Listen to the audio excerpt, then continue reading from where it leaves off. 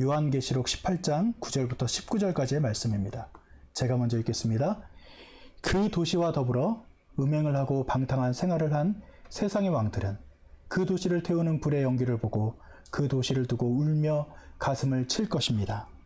그들은 그 도시가 당하는 고문이 두려워서 멀리 서서 화를 입었다, 화를 입었다. 큰 도시야, 이 강한 도시 바빌론아, 너에게 심판이 한순간에 닥쳤구나 하고 말할 것입니다. 그리고 세상의 상인들도 그 도시를 두고 울며 슬퍼할 것입니다. 이제는 그들의 상품을 살 사람이 하나도 없기 때문입니다.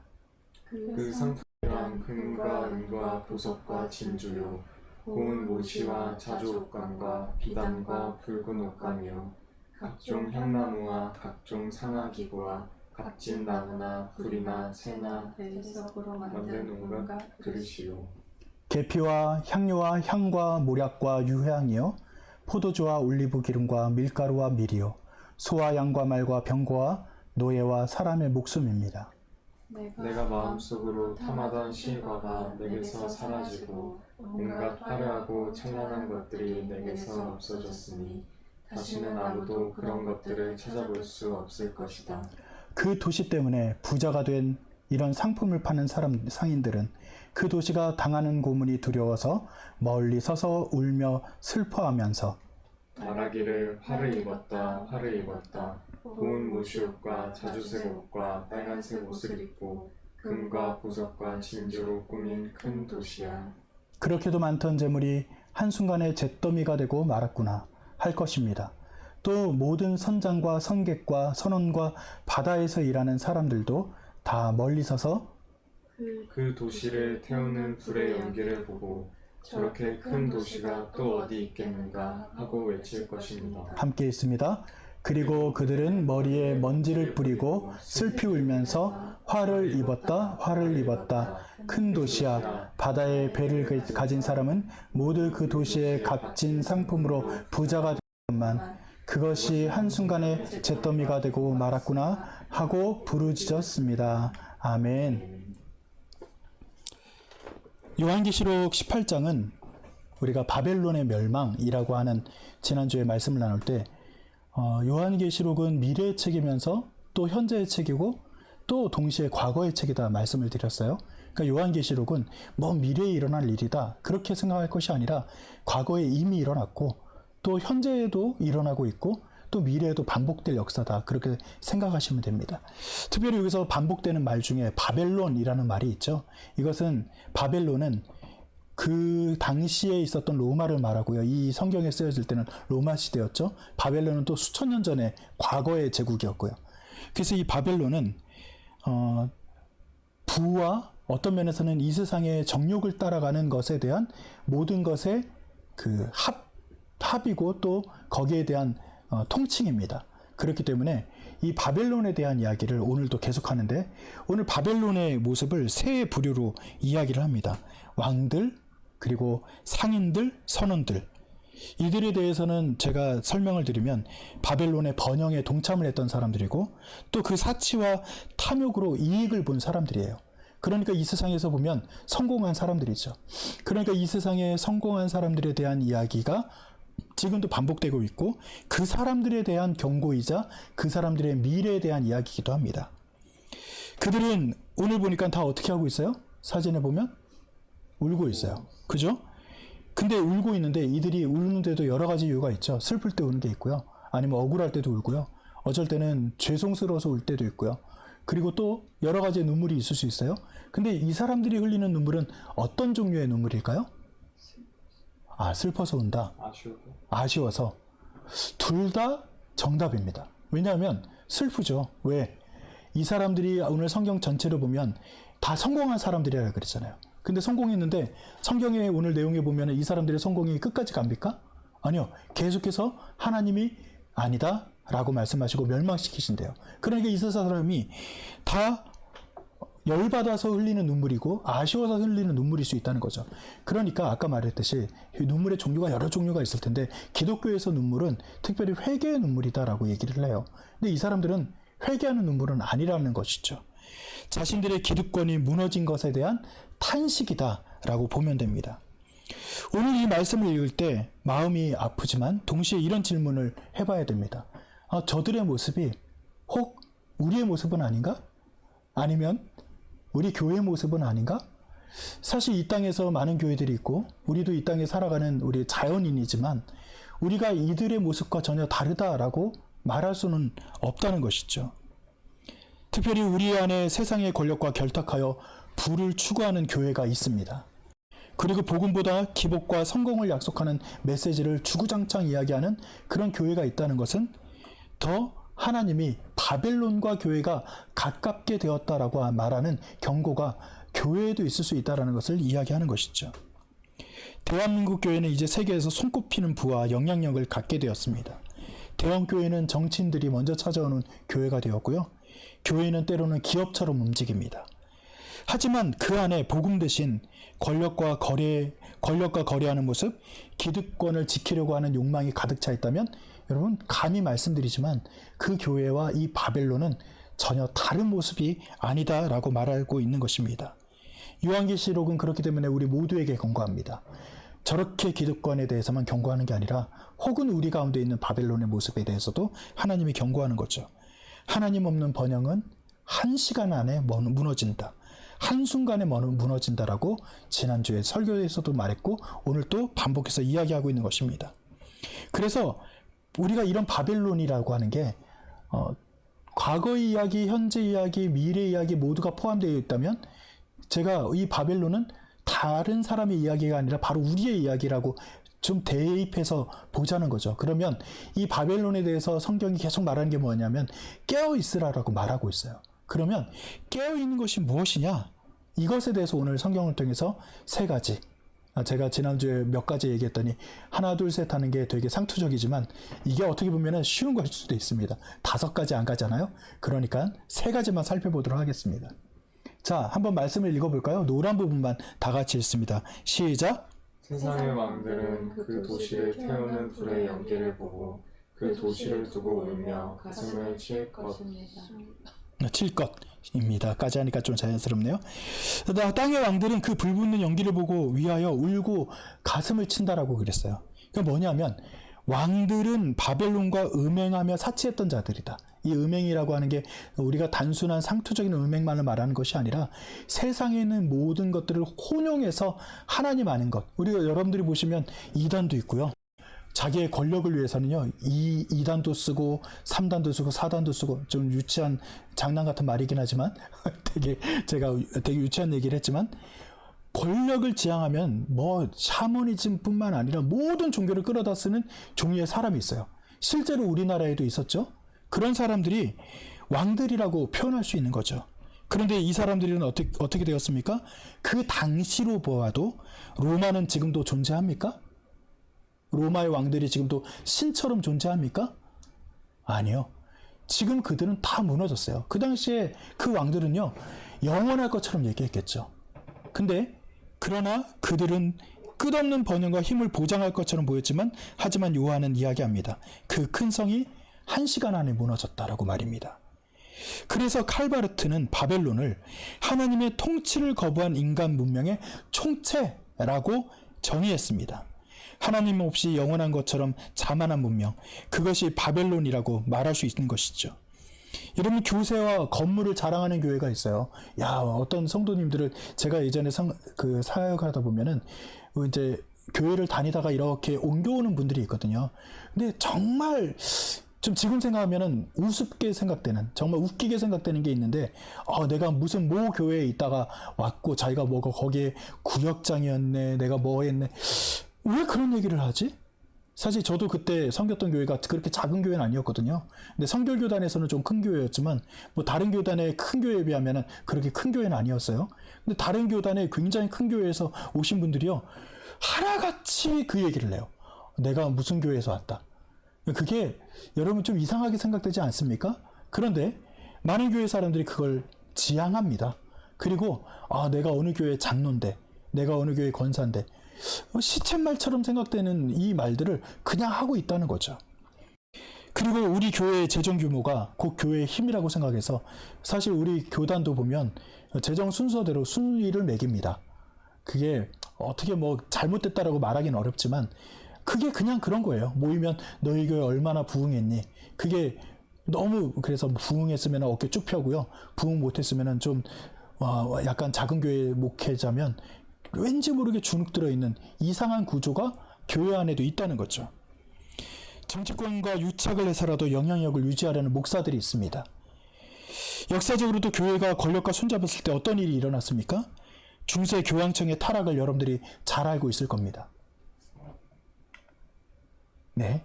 그리고요, 독일 교회의 나치 협력은 바로 이런 결탁의 비극을 보여주는 것을 여러분 잘 알고 있을 겁니다.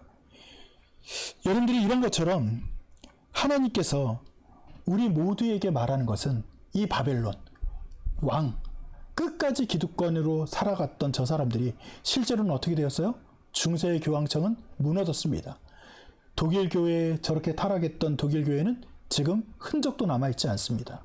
지금은 순수한 믿음을 지켰던 사람들의 이름만 칭송받고 그들의 순수한 신앙만 우리가 전승받고 있다는 것을 여러분 아셔야 됩니다. 그래서 우리가 의지할 분은 이 세상에 있는 권세, 이 세상에 있는 힘 혹은 크기, 어떤 교세 이런 걸 갖다가 지향하는 사람들의 모습을 따라갈 것이 아니라 하나님, 그분이 순수하게 우리가 따라가야 될 분이구나 라는 것을 우리가 고백하면서 하루하루 걸어가시기를 간절히 축원드립니다. 자, 두 번째 이 말씀을 또 읽어보죠. 시작. 세상의 상인들도 그 도시를 두고 울며 슬퍼할 것입니다. 아멘. 이 상인들은 어떤 사람들을 말하냐 하면 이 사람들은 바벨론과의 거래로 막대한 부를 축적한 자들을 말합니다. 요한은 그들이 거래한 목록을 나열하면서 사람의 몸과 생명까지 등장시킵니다. 그래서 사람마저 상품으로 전락시킨 탐욕, 이것이 제국의 본 모습이다 라고 그 당시에도 꼬집었고요. 오늘날에도 한국교회 기복주의도 이것을 꼬집습니다. 기복주의에 대한 것도 말이죠. 복음을 통해서 사람을 섬기는 것이 아니라 복음을 이용해서 사람을 소비하는 풍조가 교회 안에도 만연되어 있다는 겁니다. 예를 들어 이런 거죠. 11조 많이 하면 100배로 축복받는다. 이런 얘기 들어보셨나요? 그런 얘기 들어볼 수도 있습니다. 11조 하면 축복받는다 라고 곧장 등치시킵니다. 근데 이거는 어떤 거예요? 하나님과 우리 관계를 굉장히 계산적으로 보는 거죠. 11조 하는 게 잘못은 아닙니다. 그리고 우리가 어떻게 보면 당연히 해야 될 의무이기도 합니다. 그런데 내가 드렸으니까 또 주셔야지 하면 그건 그때부터 뭐예요? 복채가 되는 거죠. 내가 드렸으니까 당신도 내놔라. 이건 말이 안 되는 것 아니겠습니까? 그래서 성경에서는 이렇게 말해요. 신명기 10장 17절에 보면 하나님은 사람의 외모를 보지 아니하고 뇌물을 받지 아니한다라고 말하고 있어요. 그러니까 성경에는 그렇게 정의하고 있어요. 마태복음 6장 1절에서부터 4절까지 보면 사람에게 보이려고 그들 앞에서 의를 행하지 않도록 해라 라고 말하면서 하나님의 드림이라고 하는 행위보다는 마음과 진실함을 보신다는 것을 우리에게 주지시키고 말씀하고 있다는 것입니다. 그리고 하나님을 투자처로 여기면 축복의 기술이 있어요. 주식 보험 상품처럼 취급하고 하나님을 수단화하는 것입니다. 마태복음 16장 24절에 보면 아무든지 나를 따라오려거든 자기를 부인하고 자기 십자가를 지고 나를 따를 것이니라 라고 성경에서 말하고 있습니다. 그러니까 하나님을 따르면 좋은 일이 많을까요? 아니면 조금 힘든 일이 많을까요? 말하기 참 애매하죠. 사실은 좋은 일이 많습니다. 왜냐하면 그 가운데도 우리가 힘을 얻고 어려운 일이 있어도 이겨낼 수 있는 능력을 우리가 하나님으로부터 받을 수 있기 때문이죠. 저는 신건호 목사님이 이 주간에도 통화하고 또 문자를 주고받으면서 되게 어려운 가운데 있다고 하더라고요. 그러니까 어려움이라고 하는 게 지금 정주 환경이 굉장히 좀 싼 가격의 집을 들어가다 보니까 모든 집에 뭐 칠부터 시작해서 공사도 다 해야 되는 그런 상황이라고 하더라고요. 그게 뭐예요? 신건호 목사님이 저는 감히 예상하건대 신건호 목사님이 힘들었지만 아마 그것을 통해서 하나님께 오히려 감사했을 거라고 저는 감히 예상합니다. 왜냐하면 힘들지만 그런 가운데도 힘을 주시는 분이 하나님이에요. 그러니까 하나님께서는 사회 안에서 우리가 살아갈 때 값싼 은혜를 쫓아가는 사람이 아니라 정말 하나님이 우리를 통해서 십자가를 따라가고 때로는 희생하지만 번영이 없는 것처럼 보이지만 그러나 우리 마음 가운데 하나님의 만족함을 주시는 것이 우리는 때로는 우리에게 주어지는 축복이다라는 것이죠. 그래서 여러분들이 하나님을 믿는 게 때로는 포기할 게 있어요. 시간도 포기해야 되고 예배 시간도 드려야 되고 때로는 절제해야 될 때도 있고 때로는 누군가를 위해서 희생해야 될 때도 있고 우리가 마음 써야 될 때도 있고 세상 사람들은 생각하지 않아도 우리는 좀 긍휼히 여기는 마음도 있어야 될 때가 있잖아요. 근데 그게 여러분들에게 기쁨으로 돌아오는 복이 되기를 간절히 바랍니다. 이런 사람이 있어요. 아브라함 카이퍼라는 사람인데요. 이 사람은 네덜란드 개혁교회 목사님이고 신학자인 분인데 이분은 네덜란드에서 총리도 보낸 분이에요. 좀 독특한 분이죠. 언론인의 정치가까지 했던 사람이죠. 그분은 영역주권이라는 걸 이야기했습니다. 무슨 얘기냐면은 세상에 영역이 있잖아요. 정치, 경제, 교육, 예술 모든 영역이 있죠. 그 가운데 하나님이 모든 영역의 주권을 가지고 계신다는 거예요. 각 영역은 하나님의 뜻 아래서 고유한 책임을 가지고 나아간다라고 말한 사람이 이분이에요. 근데 이분이 뭐라고 말했냐면 경제는 하나님 나라를 위한 수단이지 그 자체가 목적이 될 수 없다라고 말을 했습니다. 즉 돈 버는 것, 경제 발전하는 건 나쁘지 않아요. 20분도 정치가였으니까 알 거 아닙니까? 당연히 경제가 잘 돼야죠. 그런데 그것 자체만 목표가 되면 안 된다는 겁니다. 경제는 하나님 나라를 이루기 위한 도구여야 된다. 이거를 우리에게 현실적으로 말하면 우리가 경제적으로 부를 누리고 잘 사는 것이 우리만 잘 사는 것을 위해서가 아니에요. 여러분들이 돈을 버는 것을 통해서 때로는 가난한 사람을 도와야 됩니다. 때로는 정의로운 일을 위해서 돈을 써야 될 때도 있어요. 우리가 때로는 선교사로 가신 분들에게 선교비를 보내야 될 때도 있고요.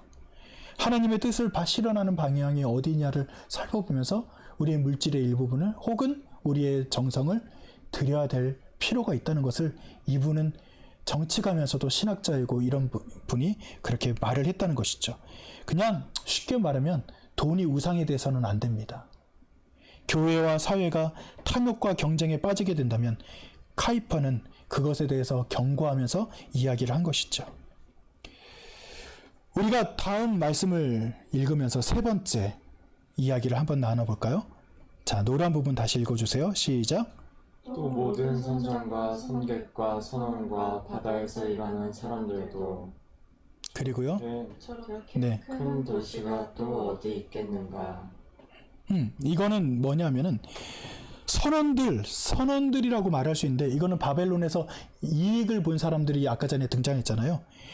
바벨론 경제 이익을 본 사람 때문에 이익을 본 사람. 그죠? 그런 사람들을 말해요.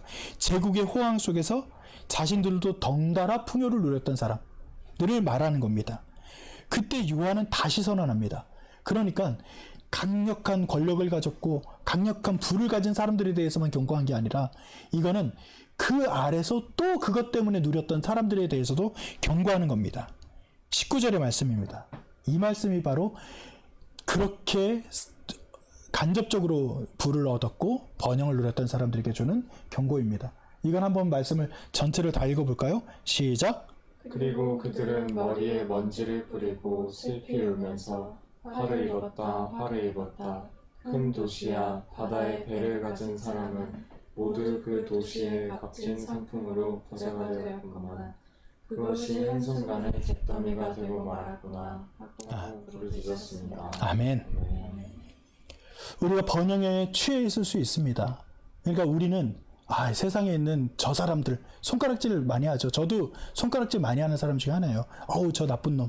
저도 모 정치인들 아니면 모 권력자들, 모 교회 목사들 저도 손가락질 굉장히 많이 하는 사람 중에 하나인데 제가 이번 말씀을 준비하면서 한 가지 깨달은 것이 그러면서 나도 번영을 누렸고 나도 똑같이 그 사람들이 지향하는 것을 직간접적으로 지향하고 있다는 것을 저도 깨달았습니다. 근데 그 사람들에 대해서도 뭐라고 말해요? 그것이 한순간에 잿더미가 된대요. 이거는 누구에게도 예외가 아니구나. 내가 손가락질했던 권력자들 혹은 기득권을 가지고 있었던 그 사람들에 대해서만 내가 욕하고 그렇게 했던 것이 참 부끄러워지는 순간이었습니다. 우리도 어떻게 보면 번영이라는 것에 취해 있다면 깨어있으라는 주님의 경고를 들어야 됩니다. 고린도전서 7장 31절 말씀을 있습니다. 시작. 세상을 이용하는 사람은 그렇게 하지 않는 사람처럼 하도록 하십시오. 이 세상의 형체는 사라집니다. 아멘. 즉 교회의 정체성은 소비자 집단이 아니라 어린 양의 백성이고 또 이 세상의 형체는 사라질 것이라는 고린도전서 7장 31절의 말씀을 보면서 우리가 기득권을 가지고 있던 사람이건 어떤 부를 누리건 어떤 위치에 있는 사람이건 간에 이 세상에 있는 것은 형체도 없이 사라질 수밖에 없는 그런 정말 지나가는 것에 불과하구나. 그래서 성경에는 직접적으로 뭐라고 말했냐면은 이 세상에 썩어질 것을 붙잡지 말라고 말하고 있습니다. 그러니까 썩어질 것이구나라는 것을 우리는 늘 각성하면서 생각해야 돼요. 그러니까 깨어 있으라는 게 뭐 깨어서 막 뭐 해라 뭐 이게 아니라 깨어 있으면서 자각하라는 거예요. 어떤 자각을 하냐면은 내가 오늘 누리고 있는 이 부는 결국은 언젠가는 사라질 것이구나. 그렇기 때문에 우리가 허무주의나 이런 쪽으로 가라는 게 아니라 하나님이 하시면 우리가 이것이 한순간에도 없어질 수 있는 것이구나 하는 것을 우리가 늘 경각하면서 있으라는 거예요. 그래서 우리가 그 썩어질 것을 의지할 것이 아니라 지난주에도 말했지만 흔들리지 않는 하나님의 나라에 의지하는 것이 더 지혜로운 것이다 라고 말씀을 드렸잖아요. 그래서 오늘 이 말씀도 우리에게 주시는 결론적으로 이렇게 볼 수 있는 것이죠. 자, 한번 읽습니다. 처음부터 읽습니다. 시작. 나는 하늘에서 또 다른 음성이 울려오는 것을 들었습니다. 내 백성아, 그 도시에서 떠나거라. 너희는 그 도시의 죄에 가담하지 말고 그 도시가 당하는 재난을 당하지 않도록 하여라. 아멘. 즉 우리가 하나님과 함께 연결되어 있다면 이 세상의 도시라고 하는 게 이 세상을 의미하는 것이죠. 그러니까 세상에 여러분들이 앞으로도 누릴 게 굉장히 많을 거예요. 학업을 통해서도 성취하는 것이 있을 것이고, 얼마 전에 우리 딸은 전체 수석도 했기 때문에 제가 굉장히 자부심이 있고 되게 좋은 마음이 있거든요. 그러니까 여러 가지 이 세상을 살아가다 보면 어느 순간에는 무엇을 성취할 때가 있어요. 어디 가면 자랑스러워질 때도 있고 칭찬 들을 때도 있어요. 근데 그거가 영원하진 않잖아요, 사실은. 근데 하나님께서 뭐라고 말하냐면 이 도시의 죄에 가담하지 말고 라고 말하세요. 그러니까 우리가 그것에 안주하면 가담하는 겁니다. 그것에 그냥 만족하고 그것을 그냥 이거 좋은데 라고 말하면서 끝까지 그것만을 향해서 나아가면 그게 죄에 가담하는 것이죠. 그럴 때 성경은 뭐라고 말합니까? 그 도시가 당하는 재난, 결국은 언젠간 사라질 것이다. 다시 한번 언급하고 있는 것입니다. 말씀을 맺습니다. 여러분들이 여행을 아마 가신 적이 있을 거예요. 한 가정이 여행을 떠나기 전 밤늦게까지 짐을 챙기고 알람을 맞춥니다. 왜 그렇습니까? 내일 떠날 곳이 있기 때문입니다. 설레고 준비된 마음이 있으니 혹시라도 늦잠을 잘까봐 알람을 맞춥니다. 맞죠? 여러 개 맞춰놓고 또 마음을 졸이면서 때로는 밤을 새면서 그 아침을 맞이합니다. 성경에서 말하는 깨어있으라 라는 것도 마찬가지예요. 우리에게는 도착해야 될 목적지가 있다는 거예요. 기다려야 할 주님이 계시고 또 기다리는 주님이 있다는 것입니다. 그러니까 여행을 떠나는 마음으로 이 세상에서 우리는 순례자라고 말하잖아요. 이 세상은 나그네 길이라고 말하잖아요. 이 세상에서 우리가 걸어가는 것을 여행길이라고 말하잖아요. 그때 이 알람을 켜놓으라는 겁니다. 우리가 내일 도달해야 될 목적지가 있구나. 어딘가에 도달해야 될 그 주님의 나라가 있구나라는 것을 알고 그 주님과 함께 나아가면서 이 말씀이 우리에게 삶이 되길 바랍니다. 다 같이 읽습니다. 시작. 내가 너희에게 하는 말은 모든 사람에게 하는 말이다. 깨어 있어라. 아멘. 사랑하는 성도 여러분, 요한계시록은 전체적으로 주님이 다시 오실 것이다. 마라나타. 주님 다시 오시옵소서 라는 우리의 열망과 또 주님이 다시 오시겠다라고 말씀하신 그 내용이 다 들어있는 거예요. 그렇기 때문에 우리는 결국은 깨어 있어라 라는 주님의 말씀을 귀담아 들어야 한다는 것이죠. 깨어 있다는 것은 단순히 눈을 뜨고 있는 것이 아닙니다. 다시 한번 말씀드리지만 목적을 잃지 않는 거예요. 그리고 준비하는 거예요. 밤새 알람을 여러 개 맞춰놓고 여행 가방을 챙기는 가족처럼 우리는 주님을 뵐 그날을 기대하면서 설레는 마음으로 준비하는 사람들이어야 한다는 것입니다. 우리가 세상의 번영에 달콤함에 취하지 말고 사치와 권력의 유혹을 거절하고 주님 오실 날을 기대하면서 오늘을 믿음과 인내로 살아가는 귀한 은혜가 있기를 간절히 바랍니다. 우리 옆에 있는 분들에게 한 번씩 인사 한번 해볼까요? 깨어 있으시다 한번 얘기해 주세요. 깨어 있으시다. 네.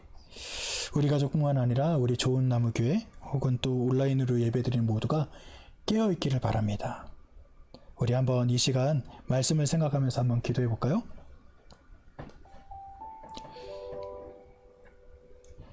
우리는 자연인이에요.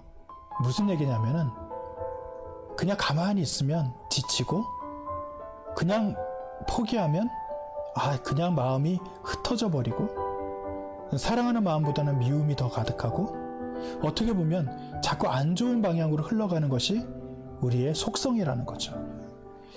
그런데 그럴수록 하나님이 오늘 우리에게 말씀하십니다. 목적지가 분명하지 않느냐? 내가 너희를 기다리고 있지 않느냐? 함께 하겠다고 하지 않느냐? 그러니까 깨어있어라 라고 말입니다. 우리가 이 세상의 자연인으로 세상에 지향하는 권력, 돈, 우리가 지향하면서 그거에 안주하며 살아가는 것이 아니라 주님이 우리의 참 목적이 되시고 깨어서 그 목적을 향해서 가는 그런 참된 신앙인이 되기를 바라면서 우리 이 시간 잠시 우리가 기도하며 나아갑니다. 그렇게 되기를 원하면서 다짐하며 기도합니다.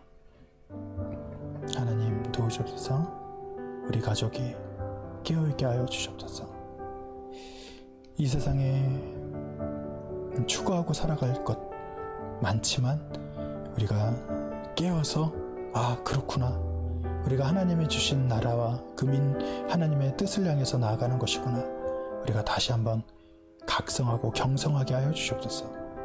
그 알람을 맞추고 우리가 때로는 넘어질 때 다시 한번 일어나게 하여 주시옵소서.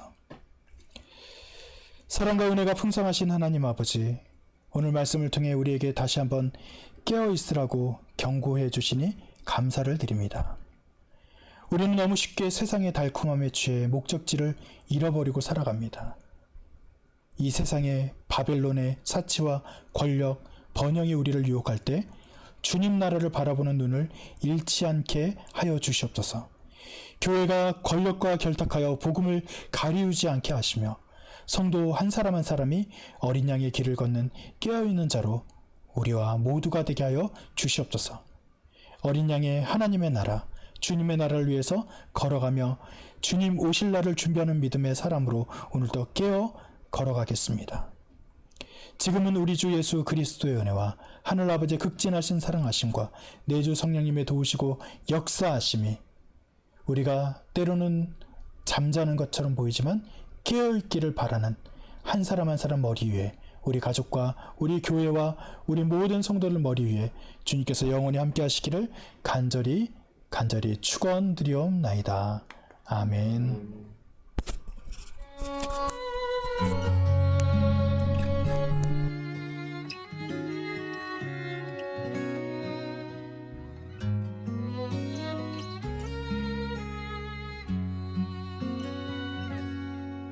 전능하신 하나님, 너를 지키시는 분, 그 얼굴을 내게